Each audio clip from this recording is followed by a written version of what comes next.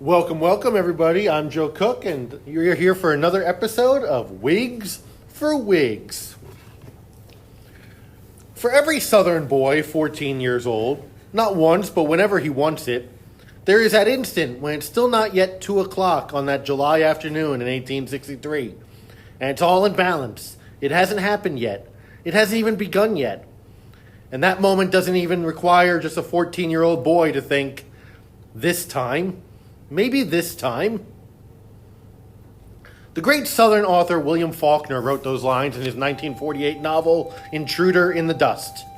He was alluding to the third day of the Battle of Gettysburg, when Pickett's charge was about to take place. With this charge, Robert E. Lee hoped to break the Union Army of the Potomac and secure what may have been a decisive, independence-gaining victory for the Confederacy. Such a victory would destroy the United States, possibly destroy the future hope for Republican forms of government in the world, and open the way for an empire of slavery envisioned by political leaders of the Confederacy. It didn't happen, of course. Pickett's charge failed. The Union won the Battle of Gettysburg, and along with the Union victory a day later at Vicksburg, the momentum of the Civil War shifted drastically. The Confederacy had reached its high water mark. Yet here, 85 years later, Faulkner said any Southern boy could fantasize about his chance to lead Pickett's charge on that fateful afternoon. Millions of people fantasizing about destroying the United States, overthrowing the outcome of a fair election, and achieving white supremacist goals. Faulkner may not have meant all of that, but that is the implication of his quote if one really thinks about it. Fast forward another 73 years, and we come to January 6, 2021, a date when again the American Republic was under severe threat from onrushing thousands who, in cultish obedience to an anti-democratic cause, would rather see the country destroyed and the government overthrown than risk some imagined threat to their backwards way of life. Today I'm joined by Bill Venezia once again, and we'll be reflecting on that awful day from 2 years ago tomorrow, when thousands indulged themselves in William Faulkner's fantasy. This time, these traitorous rebels thought, maybe this time. Welcome, Bill. Your initial thoughts as we look back on 2 years ago and the events of January 6th. Well, Joe, I have to say that, when I studied the Soviet Union, it was always said that the Soviet Union would not crumble from without, although we came very close.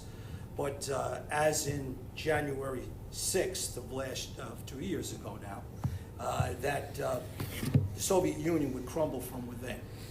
Will our democracy crumble from within because of the rot inflicted on it, not only by January 6th and those who would damage democracy?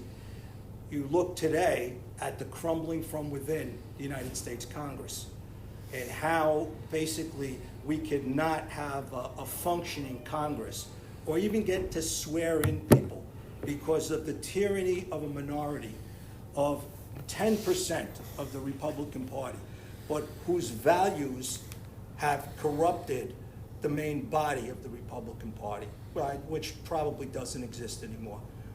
It's a very sad state of affairs. I think democracy has been teetering in the balance for a long time. This is not just something whose roots are in January 6th. Certainly not. They came before.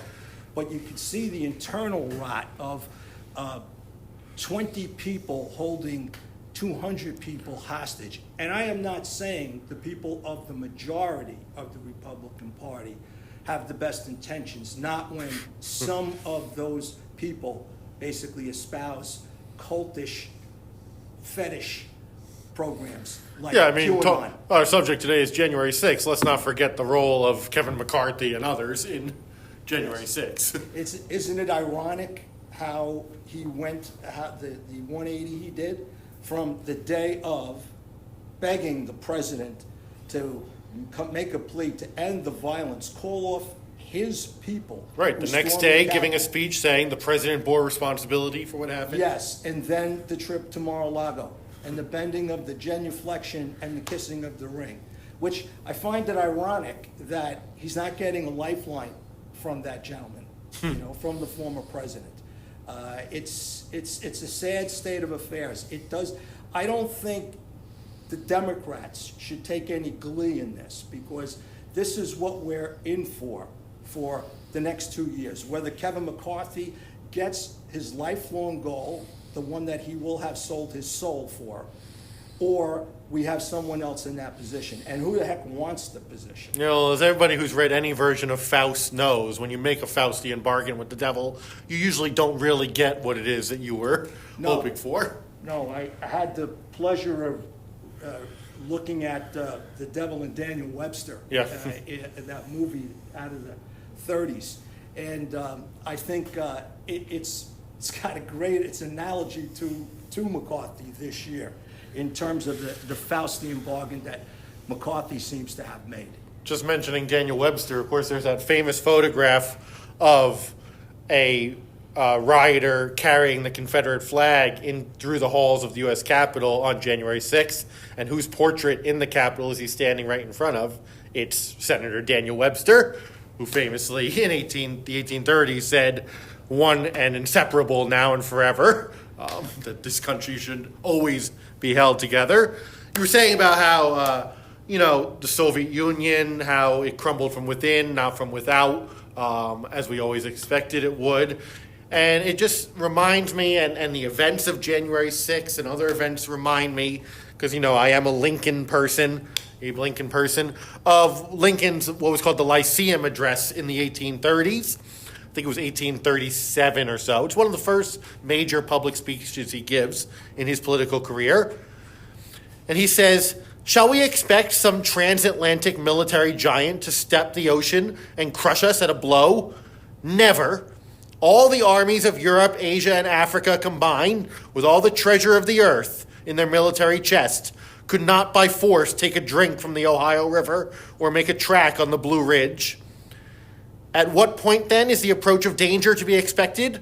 I answer, if it ever reach us, it must spring up amongst us. It cannot come from abroad. If destruction be our lot, we must ourselves be its author and its finisher. As a nation of free men, we must live through all time or die by suicide." Well, it's very prescient, even over 150 years or 170 Right. That's years 24 years before he's president and the Civil War is happening.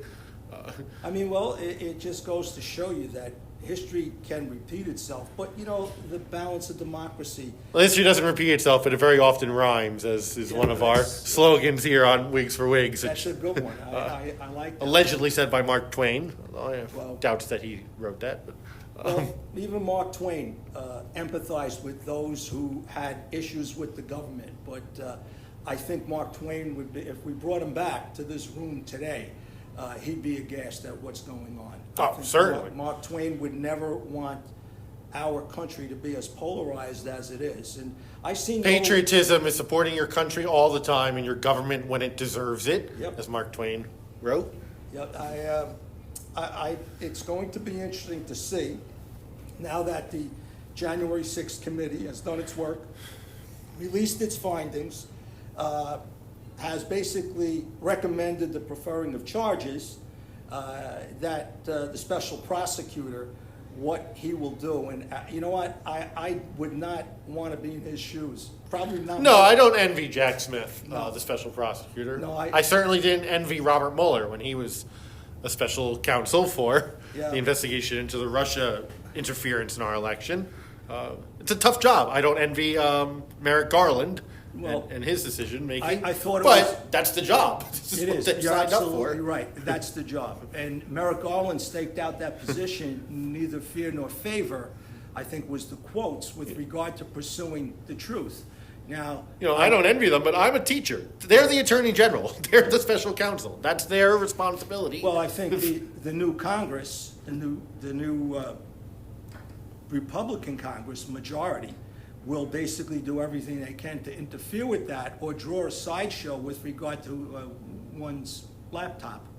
And I think that there will be no governing during the next 2 years. Well, the thing, coming back to that, 10% you said is holding the Congress hostage right now. Most of them have no interest in governing. No. That's not why they're in Congress.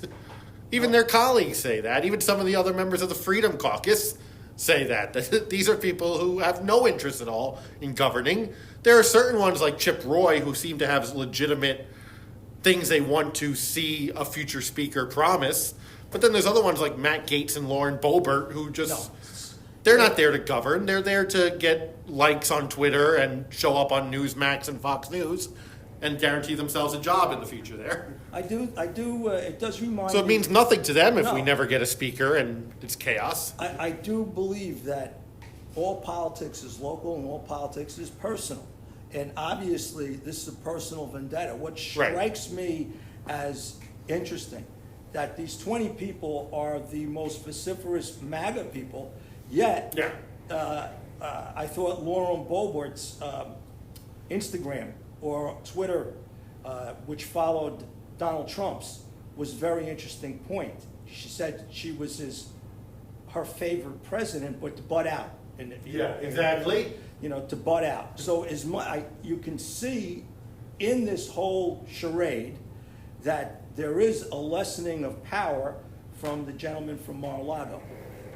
He has now vacillated between full-throated support of his boy Kevin.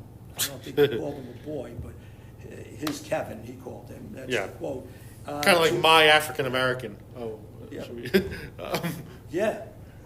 Everything belongs to Donald Trump. Everything belongs to Donald Trump. Well, it's going to be interesting to see what comes today at 12 o'clock, because I think they're just going to adjourn. They might do one vote, but I think they're just going to adjourn because I think McCarthy knows he doesn't have the votes.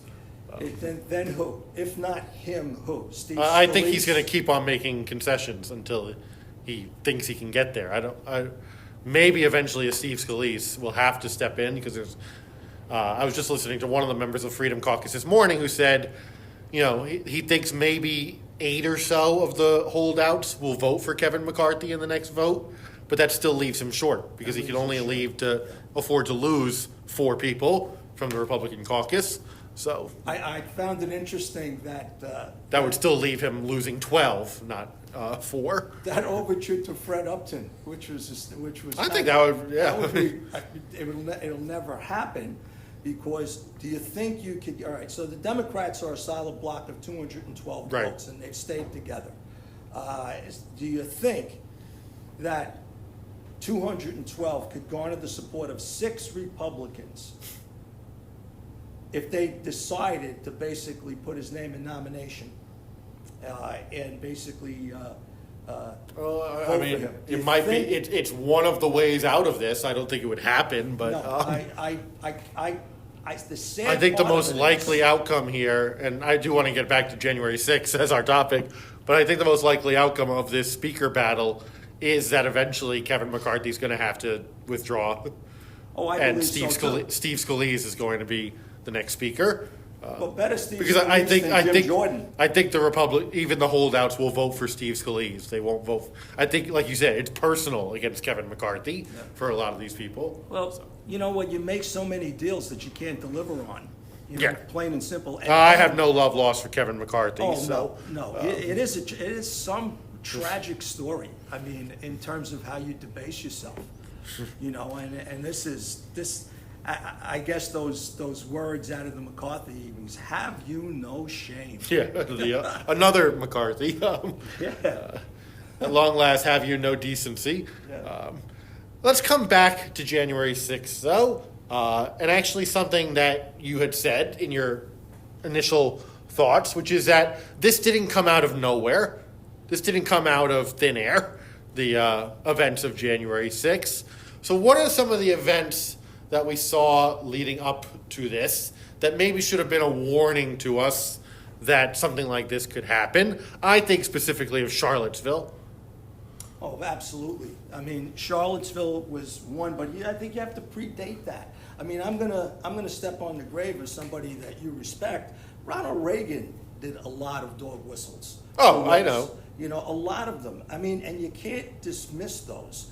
I don't know what was in Reagan's heart. Ostensibly, he looked like a. I think I have a pretty person. fair view of Ronald Reagan. Yeah, I mean, but the welfare queens. And Yeah, oh, yeah. Like cashing their welfare checks at liquor stores and stuff like that. Stuff that was completely unfounded. Yeah, I think I have a higher opinion of some of the things Reagan did than you did, but than you do, obviously. But No, I voted for him in 1984. there's things I know Ronald Reagan certainly was problematic, and definitely the welfare queen stuff, the AIDS stuff. I mean, and you follow that forward. Even a gentleman like Herbert Walker Bush, Willie Horton. Yeah. He didn't need that. You know what I mean? And honestly, if you think about Richard Nixon, to be fair, H.W. Bush is somebody I'm more of a fan of than Ronald Reagan, but Well, I agree. The Willie Horton thing, which was Lee Atwater, was really the one behind yes, that. yeah. But Karl Rove did the same thing to John McCain Right. in the South Carolina. I'm a John primary. McCain guy, so I know that. To me, I never understood how John McCain could go in the same room as W. Bush. Yeah. Because I would have held him responsible. Truthfully, I found that so reprehensible. Actually, it turned. Well, you notice Karl Rove had no role in the 2008 Yeah. campaign. Yeah, he didn't. He didn't. That was an interesting fact. Some of the people under him, Rick Wilson and others, got jobs, but not Karl Rove. No, and you know what? You go back to Nixon in '68, and Nixon's basically dog whistle to the Southern Democrats and his Southern strategy. Yeah. It was predicated on race. Oh, of course. And I'm not gonna. I'll tell you. Well, again, Democrat- Lee Atwater has a famous quote about that. About in I don't remember what he said. 1960, you're saying N-word, N-word, N-word. By 68, you can't say that anymore. So you're couching it in things like states' rights, busing. Yeah.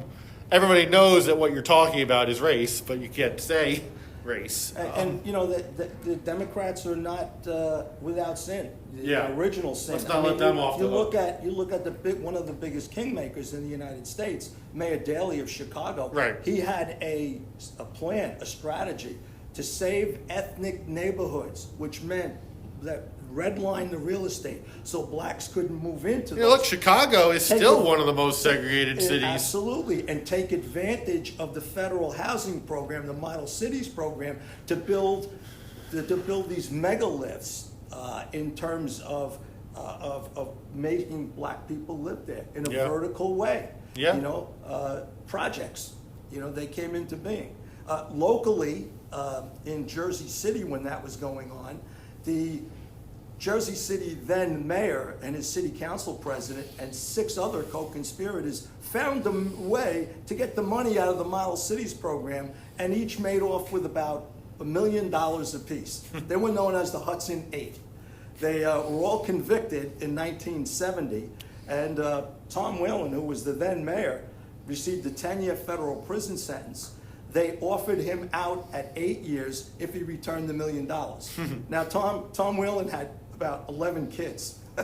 That money was spent. That money was gone. He said, I don't know what you're talking about. So Tom Whalen serves 9 years of his 10-year prison sentence, gets released, and do you know what his job is?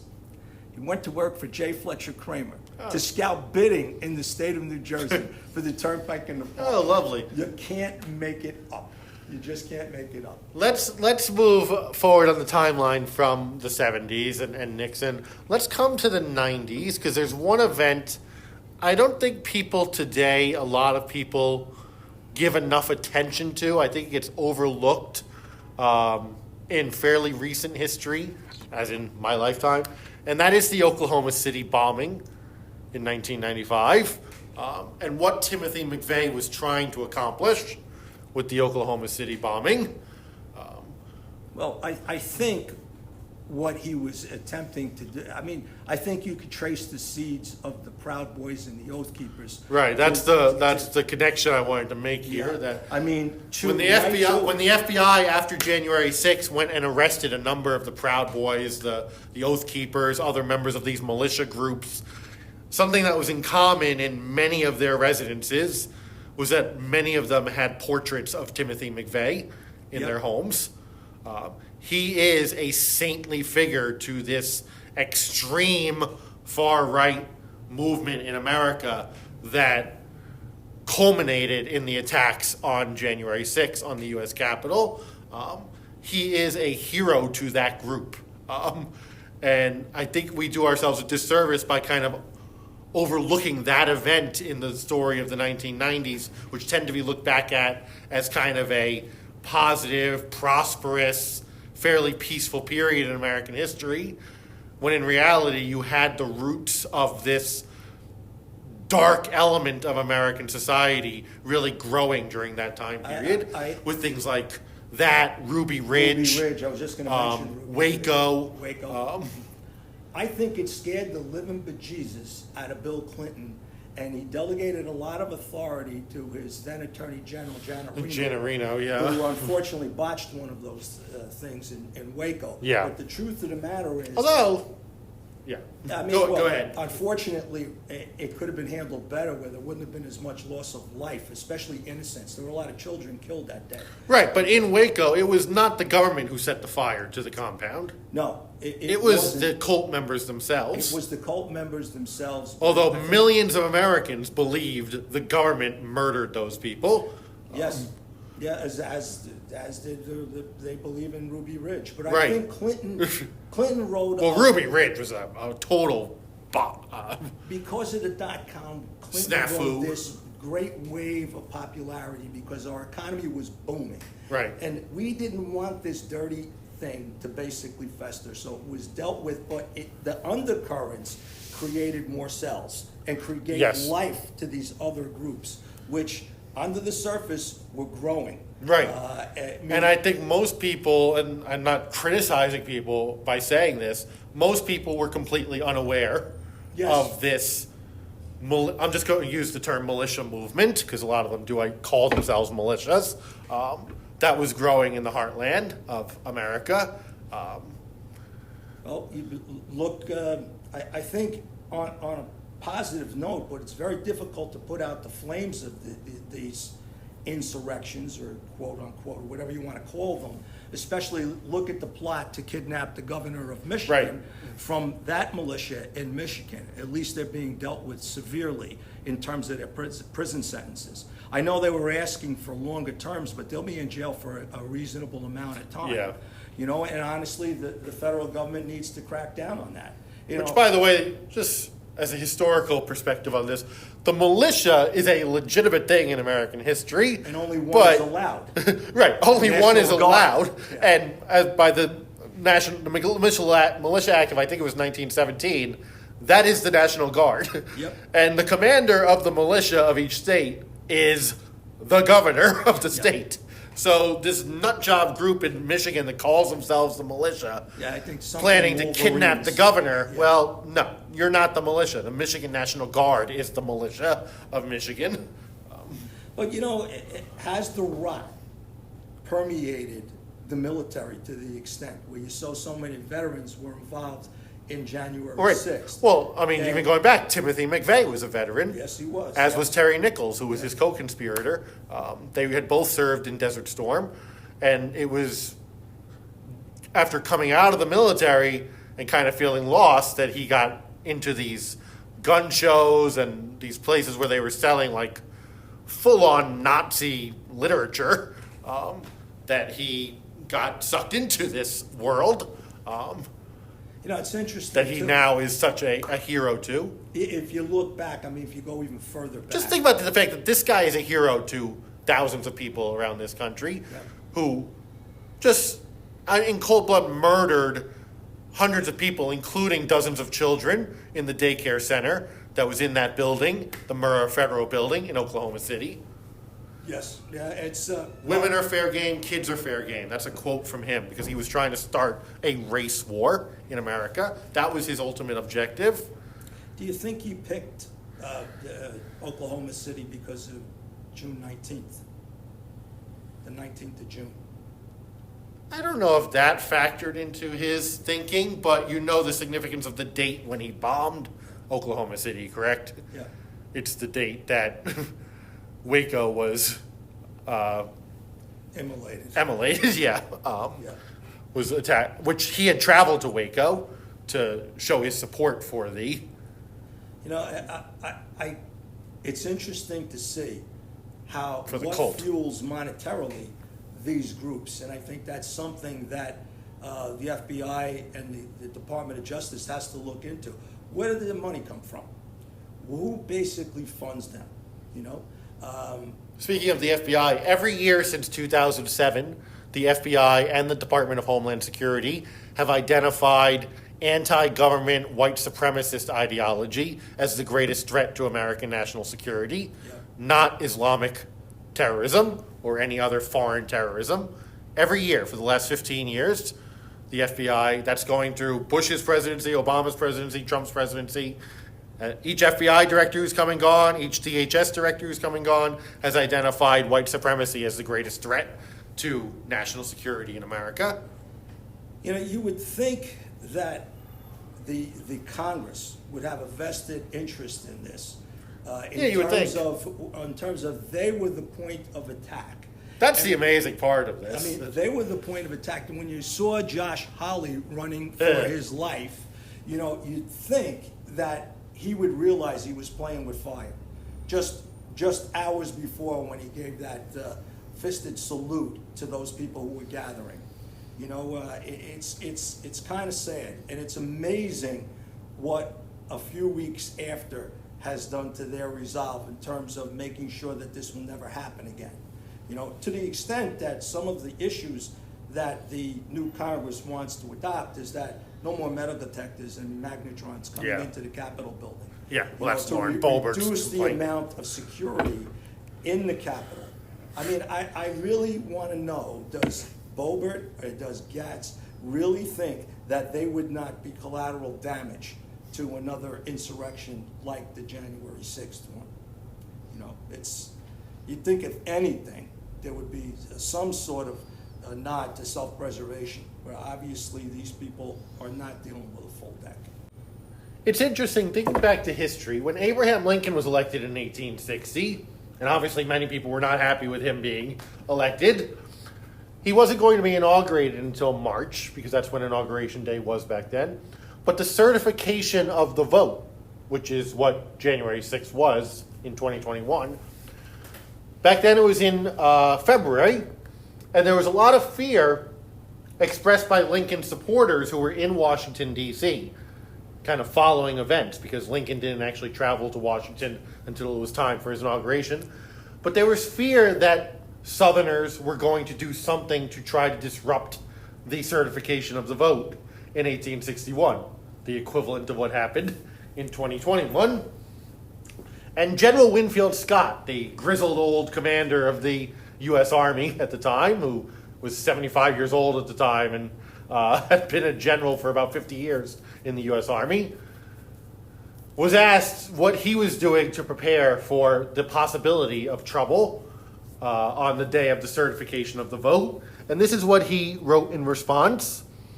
He wrote, "I have said that any man who attempted by force or unparliamentary disorder to obstruct or interfere with the lawful count of the electoral vote should be lashed to the muzzle of a 12-pounder gun and fired out of a window of the Capitol. I would manure the hills of Arlington with fragments of his body, even if he were a senator or a chief magistrate of my native state." He was a native Virginian, Winfield Scott, who stayed loyal to America. "It is my duty to suppress insurrection. My duty." Well, it's very different from, I think, the response of the military currently. I think that General Milley, had to basically come along with this. Initially, after taking part in that ridiculous show of that march, photo op, yeah. That photo op, which I thought he was phenomenally embarrassed, and from that point on, did everything. Interruption, please. What he did was basically to do everything he could to prevent that from happening, with the exception of, I thought that, if not for for Pence, who I just really don't have a tremendous amount of respect for. No. You know, he did contact him, and they did get the National Guard to assist with the Capitol Police, but it was a little bit too little, too late to be truthful. Way too with late. it. But when I just read yesterday that Milley took efforts to protect the United States and the Army from because there was talk to him that we want the military to commandeer ballot boxes. Well, yeah. We want the military to get involved. But coming back to the national, I mean, Maryland and Virginia had their National Guards ready to go and receive General Milley cannot call out the National Guard. No. That's not, the chairman of the Joint Chiefs really doesn't have any actual direct place in the Yet Pence told them, you know? chain of command. They needed somebody from the Pentagon or President Trump to call out the National Guard, and they simply didn't because, well. Now, how did the National Guard initially get involved? Was that the commander of the Virginia National Guard and the commander of the Maryland National Guard? I think the governors put them on alert. Put them on alert? Okay. All right. Well, I could see Maryland doing that. I could see Virginia doing that also, you know, because at the time, well, wait a second, no, they had a new governor. Well, they did, but I think he understood that there was an issue going on. I think you're right. I think you're right. You know, Joe, it's the freedom and democracy in the United States, the Constitution and everything we hold dear. Well, most of us hold dear. Most of us hold dear, but it's always hung in the balance. And I believe that there have Wasn't always, it Donald Trump a couple weeks ago who said we should do away with the Constitution? You can't, or parts of it. Yeah. You know, oh sure, that makes me feel good about government. Yeah, it's like a buffet at one of his failed casinos. You take what you want. Yeah, all right. Or if things don't go right, you just declare bankruptcy. That's all. You know, turn it But you were around. saying, I'm sorry. But I think that we've always hung in the balance. I think there's always been this push or pull. When you look at what transpired after the Civil War, and probably most of it transpired because of the assassination of Abraham Lincoln. You know, had he lived and survived and basically got another term, things might have been different. But the truth of the matter is that we've seen a rise of fascism in the post-World War I era, where the Klan did rise again during the 20s, and we've seen it in the 30s, where in the 1930s, when the American Fascist Party... On the interruption, Lena Brooks, please. When the American Fascist Party met to the tune of over 20,000 in Madison Square Garden. Yeah. You know, and I know that I had an uncle who was a member of the Italian American League that used to march in black shirts rather, in Hoboken, you know, on Italian feast days. They all went and hid once the war broke out, you know, but I think that's always been there, and we've always had to be vigilant. But I think for the first time, the bad guys have basically made a lot of gains. Yeah. And, you know, this is the time when all good men... Well, and I think part of the problem is that we've had leaders who are indulging the worst instincts of some of these people rather than trying to tap into the better angels of our nature, as Abraham Lincoln said in 1861. I do have one last thing I wanted to ask you, Bill, on this subject, which is, you've been in education for a long time. Obviously, I'm a history teacher. What is it you think that students should understand about the events of January 6th of 2021? How is it that we should approach that in the classroom? I think it should be dealt with truthfully, honestly, to try and be as nonpartisan, and I know that's a tough one. That's a tough tightrope to walk. But I do think you don't have a headwind there. I think the average high school kid does not carry the prejudices or fears of their parents, number one. I think they're more open and honest with each other. They're more accepting of the other and differences in people. Yeah. And I think that has to be capitalized on. that, you know, no one's free if anyone's not free. Right. You know, and I do believe that has to carry through, and they have to get involved. The minimum is voting, registering to vote, but read the issues, educate them to the issues, pro and con, and basically because they're going to be the leaders of tomorrow. And I do think it's incumbent on every history teacher to be a civics teacher, to teach about government, to teach about how do we prevent this happening in the future. And how we do that is through education, education, education. I laugh at people who say the way to sustain freedom is to deny someone else's freedom. You know, it's such an oxymoron. Right. It was like back in the 60s, killing for peace. Okay, how did that work out in Vietnam? Well, again, I'll use a Lincoln quote in 1862. He said, "In giving freedom to the slave, we assure freedom to the free, honorable alike in what we give and what we preserve." Amen. Robert Eliot, a black congressman of Reconstruction, said, "What you give to one class, you must give to all. What you deny to one class, you deny to all." Absolutely. I think there has to be that inherent fairness in it. We can't succumb to the tyranny of the minority.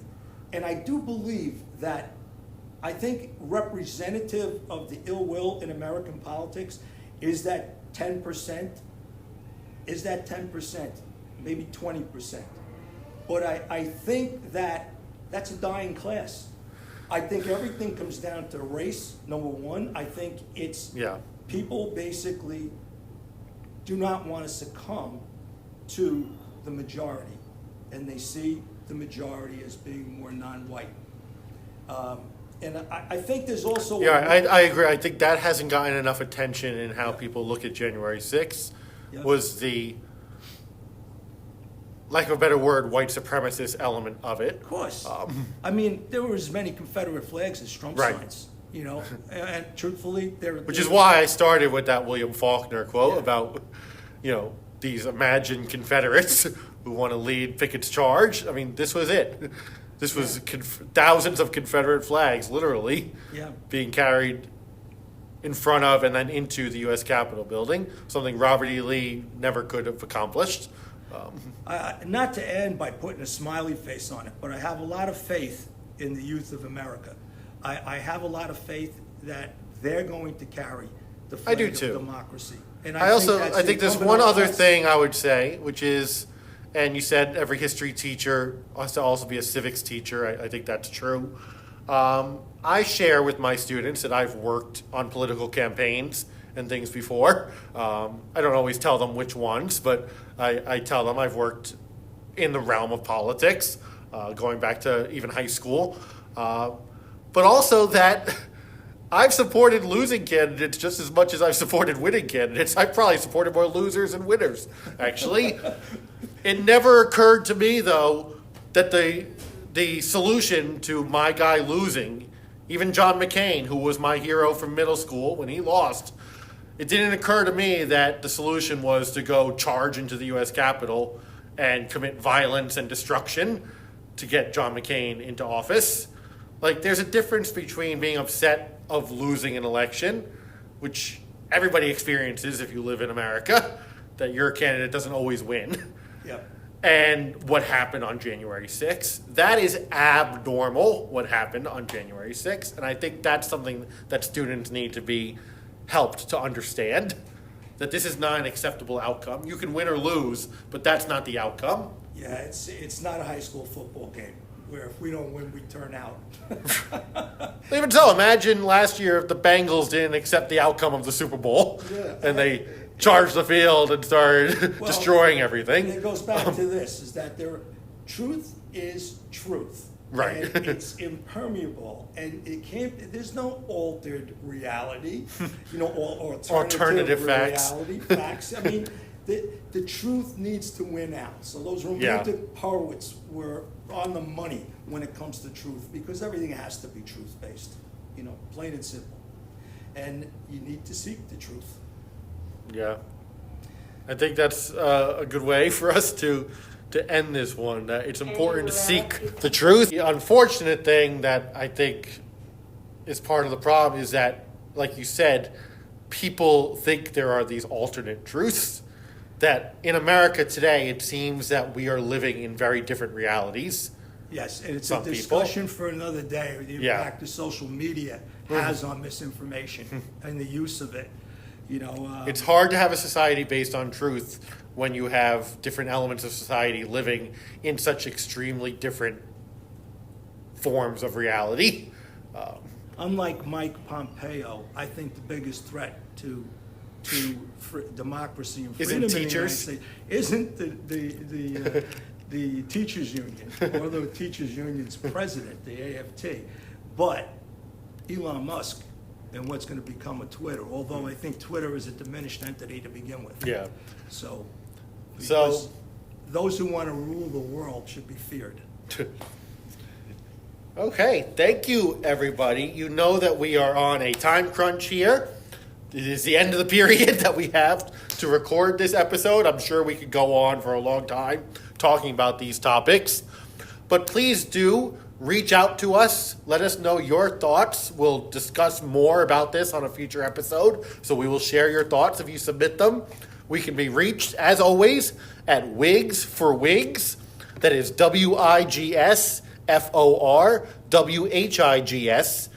WIGSFORWHIGS@gmail.com. So reach out, tell us your thoughts, tell us your memories of January 6th, your thoughts on the events of that day, and what led up to it, and what's happened since.